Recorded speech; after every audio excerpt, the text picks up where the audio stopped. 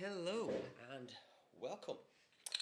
My name is Peter. I am not a YouTuber. This is not my first YouTube video, but it's the first video in which I attempt to do any kind of talking or vlogging, which I don't think I'm going to be very good at. So I kindly, gently ask you to just be patient with me a second, and we'll get to the points that I want to make.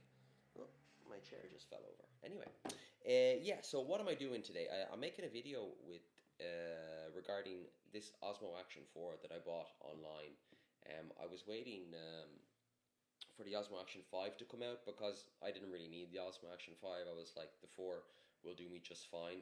What I originally wanted to get this Osmo Action 4 was so that I could use the DJI Wireless Mic 2 with its Bluetooth audio, and I wanted to get that 32-bit float connected directly to the camera without having to connect the actual receiver onto my GoPro and make it even bigger and more bulky, and I just wasn't into that. So I wanted, less is more. So having this connected to a mount on the motorbike rather than this with the media mod and then a receiver, and then the receiver flies off with the vibrations and now you're crying because you've lost like €150 receiver. So this is what I wanted. So I got it, and yeah, not what I was expecting. I have done a couple of tests with it. So I usually mount these on my chest mount, right? And I use them for making motorbike videos. So to kind of change it up a bit and get different views, I wanted to use my selfie stick, which is the DJI selfie stick, which extends to about like meter and a half maybe. And so I was using that. And when I was testing when I was looking back at the sample videos that I took, I wasn't impressed. The DJI videos that came out were unusable, so I was like, that's really weird, And I was looking back, and apparently, if you're using a very restrictive shutter speed and frame rate, the image can come out quite shaky. The stabilisation doesn't do a great job. So then I was looking online, and pretty much all the videos you find online about these action cams, when they're testing them, they come out, they mount them together. This is 8K, this is 200 frames a second, this is 0 ISO, this is whatnot, but nothing that really pushes the internals to the maximum. If you're doing action sports, you really want to be using the 1/80th rule. The most cinematic effect, which is the Hollywood standard or whatever, is 30 frames and 1/60th of a second, and that's what I'm using. And yeah, the cameras don't like it. They start to get a little bit shaky, and I am looking for a solution, and I haven't found one which will still allow me to keep my selfie stick and extended and put the camera on and still get that same motion blur. Because then if you have one camera, one frame setting, and then another camera with another shutter setting, it's going to look odd when you put them all together, So I really want them to kind of look perfect and not look odd to the eye and look different. So what I'm using both cameras with the ISO 0 to maximum 800. They're standard color settings, so not like a flat file or a log file. And I'm also using the color balance in native. However, you will notice the GoPro has a cast of like green. That is the ND filters. I'm using newer ND filters on the GoPro, which are pretty terrible, which I've just realized after I got the K&F ones for the DJI, and they have 0 color cast, really, really good. Unless you're into the color cast, then go for the newer ones. They were both pretty much about the same price. Also, the test that I'm doing, I start off stationary in the motorbike. I first, second, third gear up to 80 kilometers an hour, and then come to a stop. I just wanted to get an idea of which camera performs better, and you'll notice the GoPro performs a little bit better. This GoPro is a Hero 9. It's not even a 10, 11, or a 12. It's a 9, which was back from 2020. It's 4 years old now, nearly 5. And this is the Osmo Action 4, which I think came out in 21 or 22. Yeah, improvement, 8K, I don't think anybody has any use for 8K, to be honest. I think what people would prefer more is maybe these stabilisation modes, maybe to be a little bit improved.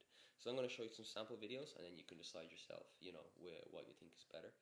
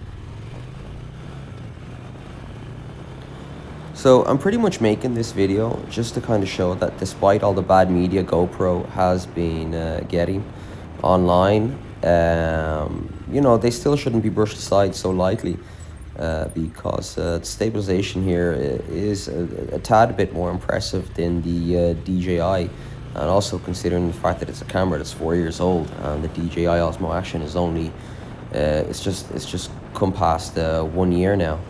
I'd be interested to see if they fix this in the Osmo Action 5, which I don't know, but I think it would be worth a try to find out. If anybody does have it and considers giving it a shot, please let me know.